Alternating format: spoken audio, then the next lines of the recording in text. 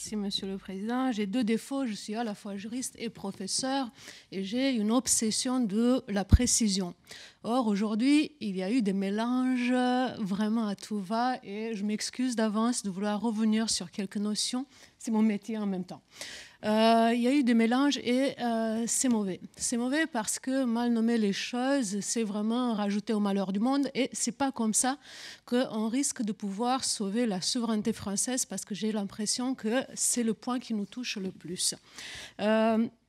On a fait des confusions. La journée s'appelle sanctions unilatérales ou extraterritoriales. On n'a pas parlé que de sanctions, on n'a pas défini les sanctions, on n'a pas défini l'extraterritorialité. Donc j'ai l'impression qu'on mélange tellement les choses et que dès lors, on ne pourra pas identifier ni les problèmes ni les solutions. Donc je vais vous proposer très rapidement de revenir sur ces questions de définition.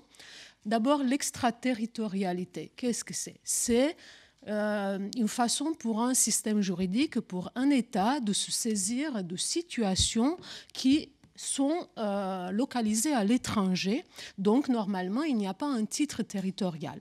À cela, aujourd'hui, on peut aussi rajouter qu'il n'y a pas de titre personnel, en ce sens que la situation, mettons un crime qui a été commis à l'étranger, à tout hasard, un crime de corruption, qui a été commis à l'étranger, n'a pas été commis par un de ses nationaux. Pourquoi un État pourrait étendre ses lois et la compétence de ces juridictions? Je vais quand même mettre mon temps, désolé, le chronomètre. Pourquoi pourrait-il étendre sa compétence à l'égard de ces situations-là?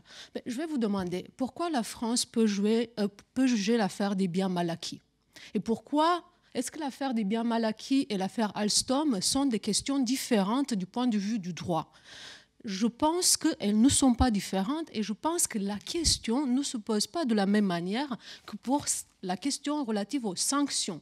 Qu'est-ce que c'est que des sanctions? Les sanctions sont des mesures coercitives adoptées à l'égard d'un État pour lui faire plier sa politique. Donc là, c'est une autre chose. La corruption, a priori, ne relève pas de la définition des sanctions. Et elle ne relève d'autant plus du régime des sanctions parce que là, on a vraiment deux droits internationaux distincts. Et là, je reviens à une matière que je connais. Donc là, je vais commencer à parler des choses que je connais. Le droit international, il y a à voir quelque chose là-dedans. Qu'est-ce que c'est que le droit international? Ce sont des règles communes que les États se sont données pour régir et pour mater l'unilatéralisme.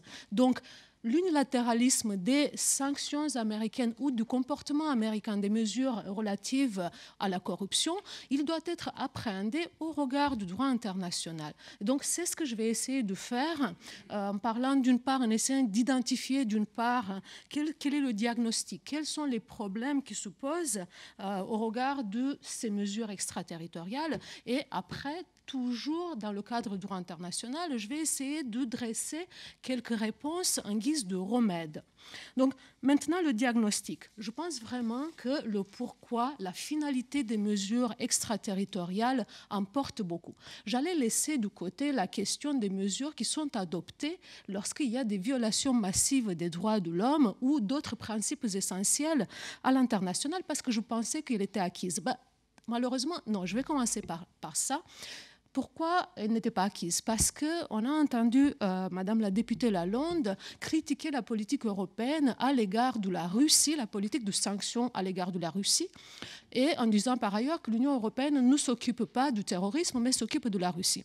Deux choses. D'abord, l'Union européenne, comme le Conseil de sécurité des Nations Unies, ont des listes de sanctions qui concernent Daesh notamment, mais pas que Daesh, toute une série de groupes terroristes. L'Union européenne a mis en place depuis 2001 tous les régimes de sanctions relatifs au terrorisme. Donc il est incorrect de dire qu'on ne s'en occupe pas. Simplement, ce ne sont pas des mesures unilatérales, ce sont des mesures adoptées par le Conseil de sécurité et mises en œuvre par l'Union européenne et les États membres. Donc là, c'est du droit international, c'est du droit commun. Pourquoi devrait-on s'en offusquer? On ne s'en offusque pas. La Russie, évidemment qu'il n'y a pas eu de résolution adoptée par le Conseil de sécurité. On ne va pas s'en étonner, la Russie a le droit de veto. Donc, il était impossible d'adopter un régime de sanctions au niveau du Conseil de sécurité. Cependant, est-ce que pour autant, les mesures unilatérales adoptées notamment par l'Union européenne sont-elles illicite du point de vue du droit international. Je vais remonter à 1927 par l'Empire romain. En 1927, au Salon de l'horloge au Quai d'Orsay, le pacte Briand-Kellogg a interdit l'utilisation de la force dans les relations internationales, notamment pour acquérir des territoires. En 1945, la Charte des Nations Unies elle est fondée sur ce principe fondamental. L'occupation de la Crimée est, après 1945, le premier exemple du changement des frontières par la force. Donc, je pense que compte tenu de l'importance de la violation, la réaction unilatérale de l'Union européenne n'est pas disproportionnée. Je peux faire ça en langage juridique. On appelle ça des contre-mesures qui concernent la violation des normes fondamentales du droit international. Et ces contre-mesures sont licites. Et en plus, l'Union européenne n'a pas la même politique de sanctions que les États-Unis. Pour deux raisons. D'abord parce que l'Union européenne ne vise pas à changer un régime à travers son mécanisme de sanction. Si vous lisez les textes de l'Union européenne, ce n'est jamais marqué et l'Union européenne n'a jamais déclaré qu'elle veut changer un régime. On dit on veut lui faire changer la politique, c'est-à-dire qu'on arrête de violer le droit international, pas changer un régime. Pourquoi c'est important? Mais parce que changer un régime, c'est une violation du principe de non-ingérence dans les relations intérieures. Et celui-là, il est également établi. Donc, ce n'est pas la même chose. Les sanctions contre l'Iran, les sanctions contre Cuba, les sanctions contre le Venezuela et les sanctions contre la Russie. D'une part, nous avons des violations massives et importante du droit international. D'autre part, on a la volonté de changer un régime qui est une violation du principe de non-ingérence.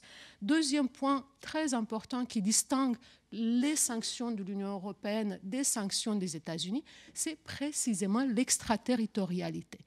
L'Union européenne ne pratique pas les sanctions secondaires, à savoir l'Union européenne, elle impose des sanctions à ses propres ressortissants. Elle ne va pas dire aux entreprises qui ne relèvent pas du droit européen, vous ne pouvez pas faire ceci parce que je veux que votre État national se plie à ma politique étrangère. Pourquoi c'est important? Parce que les sanctions secondaires, à savoir celles qui nous affectent concernant l'Iran, constituent elles aussi une violation du principe de non-ingérence dans la politique extérieure des États souverains. Il n'appartient pas à un État de nous forcer par des moyens coercitifs, parce que c'est ça qui est important, de nous forcer à adopter une politique extérieure. Du point de vue du droit international, pour moi, les choses sont assez claires. J'ai juste un peu l'impression qu'on a tellement mélangé les choses qu'on ne voit pas, on ne voit plus la forêt. Voilà donc s'agissant des sanctions. Maintenant, est-ce que la corruption relève de la même situation? Pas vraiment. Pas vraiment, sans pour autant que je sois d'accord et que je considère licite la pratique américaine. Pourquoi ça ne relève pas de la même logique? Mais tout simplement parce qu'il n'y a pas une, mais plusieurs conventions internationales qui concernent la lutte contre la corruption. La lutte contre la corruption est considérée comme contraire à l'ordre public international. C'est aujourd'hui une valeur qui est partagée par tous les États, du moins ceux qui ont ratifié les conventions relatives à la corruption. Et les États-Unis, certes, ont beaucoup poussé pour que l'OCDE adopte la convention de 1997. Les Nations Unies ont aussi adopté une convention en 1999. Et ils ne sont pas les seuls. Donc certes, ils ont influencé la création du droit international. Mais ce n'est pas de l'unilatéralisme, c'est du droit international. C'est un droit auquel la France a donné son accord d'une manière souveraine. Maintenant, quel est le problème avec la lutte contre la corruption? Il y a plusieurs gros problèmes, mais enfin, je vais juste m'arrêter sur deux qui me semblent vraiment importants. C'est d'abord l'arbitraire. L'arbitraire dans la définition du lien territorial ou personnel. À savoir, on ne sait pas à quel moment, c'est même pas la justice américaine parce que c'est le DOJ qui est quand même le département de la justice, c'est pas un tribunal indépendant. Donc, on ne sait pas à quel moment on risque de tomber sous le coup de la loi. Et ça, c'est assez problématique du point de vue de la prévisibilité de la loi. Deuxième problème qui est lié au premier, c'est l'opportunisme, même pas l'opportunité des poursuites qui existent même en France, c'est l'opportunisme des poursuites, à savoir celui qui aboutit à condamner plus les entreprises concurrentes des entreprises américaines que les entreprises américaines. Mais ça, Il faut bien identifier les problèmes pour pouvoir apporter les bonnes solutions. Et maintenant, j'en arrive justement à ces questions de solutions.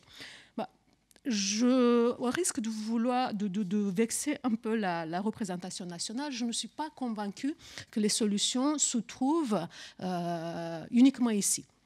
Je ne dis pas qu'il n'y a pas de solution à essayer ici, mais je ne pense pas que le plan national soit le plus adapté et en tout cas soit capable à lui tout seul d'apporter une solution. Il n'y a pas de solution miracle, il faut une stratégie. On a beaucoup parlé de stratégie. Comme il y a de la stratégie industrielle, il y a également de la stratégie juridique qu'il faut avoir. Et donc, c'est dans un ensemble de stratégies juridiques qu'on peut envisager les solutions. On a évoqué la loi de blocage, j'attends la voir. C'est bien parce que la loi de blocage, l'idée, c'est les entreprises, pourquoi elles pourraient être excusées devant la justice américaine de ne pas exécuter les sanctions américaines si, par ailleurs, elles seraient soumises à un autre régime de sanctions. Mais là, c'est la justice américaine qui va le décider. Et jusqu'ici, vous avez évoqué l'affaire de l'aérospatiale. Elle avait dit, désolé, vous ne prenez pas au sérieux votre loi de blocage, ce n'est pas moi qui vais le faire, puisque vous ne l'avez jamais appliquée. Bon, là, on a une petite décision, mais elle est absolument marginale. Donc, oui, bien sûr. Mais là, de toute manière, ce n'est pas la solution parce qu'en fin de compte, c'est toujours la justice américaine qui va apprécier. Donc, nous sommes de nouveau dans la logique de l'unilatéralisme. Il y a eu aussi des idées relatives à des lois miroirs, à savoir, on va faire exactement comme les Américains. Là, non plus, ça, je pense que c'est ce qu'il y a du pire, parce que si on fait ça, on est en train de dire nous sommes d'accord que c'est licite en droit international, faisons de la même manière. Voilà, c'est du droit international consensuel. Quand on n'a pas les muscles des États-Unis, non seulement c'est inefficace, mais c'est également se priver de l'arme juridique et donner naissance à une nouvelle règle. Donc je ne pense pas que ce soit la meilleure solution. Je pense vraiment que le plan international est adapté. Et adapté, même s'il reste vraiment très lacunaire. Mais je vais vous donner quelques exemples d'idées qui me viennent, mais là, je suis complètement d'accord. J'ai l'impression qu'il y a une espèce de fatalisme ambiant et une absence de réaction, une espèce de blocage qui me sidère en ce qui me concerne, moi, juriste, et j'arrive à identifier des solutions que je ne vois pas à l'œuvre. Il y a évidemment la diplomatie unilatérale. Elle est essayée, notamment, non pas tellement par la France, mais l'Union européenne. Vous avez évoqué la RGDP qui était un acte unilatéral, mais il y a autre chose. Pour contrer le Cloud Act, maintenant, le Conseil a donné mandat à la Commission européenne pour conclure un accord avec les États-Unis concernant l'accès aux preuves en matière numérique. Et là, j'ai quand même confiance qu'ils vont prendre en considération, enfin je l'espère, qu'ils vont prendre en considération ces idées-là. Mais s'agissant de la corruption, par exemple, donc on parle tellement de l'opportunisme des poursuites. À l'OCDE, il y a un groupe de travail sur la corruption. L'article 5 de la Convention de 1997, il dit que les enquêtes et poursuites en cas de corruption ne seront pas influencées par des considérations d'intérêt économique national et les effets possibles sur les relations avec un autre État ou l'identité des personnes physiques ou morales en cause. Donc cet article 5, normalement, est un bouclier contre l'opportunisme. A-t-on entendu la France ou les autres États qui se plaignent de la corruption d'invoquer cet article 5 dans le cadre de l'OCDE? Non. Pour avoir discuté avec Nicolas Bonucci il y a 3 semaines au colloque de Danger, clairement pas le cas. Donc quand même, il y a un instrument et personne ne l'invoque. Et peut-être la France ferait mieux de s'occuper de la session extraordinaire prévue à l'Assemblée générale des Nations unies sur la corruption en 2021. Donc s'il y a stratégie, il y a au moins 2 ans pour s'occuper de monter une stratégie. Après, il y a quand même les voies judiciaires internationales, et vous allez voir que j'en arrive maintenant à mon sujet. Il y a effectivement l'OMC. Il ne se porte pas très bien, comme l'ensemble des institutions multilatérales, depuis que nous avons M. Trump. Soit il tombe complètement, soit il va réussir à survivre à l'ère Trump. Le fait est que dans les années 90, lorsque les lois Helms-Burton ont été adoptées, l'Union européenne, enfin les communautés européennes de l'époque, sous l'impulsion évidemment des États membres, avaient saisi l'OMC. Et qu'est-ce qui s'est passé? C'est que les États-Unis se sont mis à la table des négociations. Donc on n'a pas eu une décision sur le fond de la part du groupe spécial, mais ça a marché. Rien que l'introduction d'une affaire. Maintenant, plein de juristes bien prudents disent oui, mais les États-Unis, pour les sanctions, vont invoquer la clause de sécurité nationale. Et là, l'OMC va dire c'est l'affaire des États de définir la sécurité nationale. C'est vraiment mon dernier point. Bon, je vais quand même dire une chose. La Russie a été mise en cause par l'Ukraine sur des questions de sanctions. Et le groupe de travail, le groupe spécial de l'OMC, s'est prononcé il y a 2 mois. Il a dit « j'ai la compétence pour me prononcer sur le fait de savoir si telle ou telle situation met en cause les intérêts essentiels de sécurité nationale des États ». Et évidemment, une situation de guerre, comme c'est le cas entre la Russie et l'Ukraine, relève des défis à la sécurité nationale. Mais là, on avait un juge qui s'était prononcé là-dessus. Donc, je pense vraiment qu'il faut un peu plus, effectivement, de courage et une vision stratégique et juridique de ces questions de l'extraterritorialité. Voilà, je vous remercie. Merci beaucoup.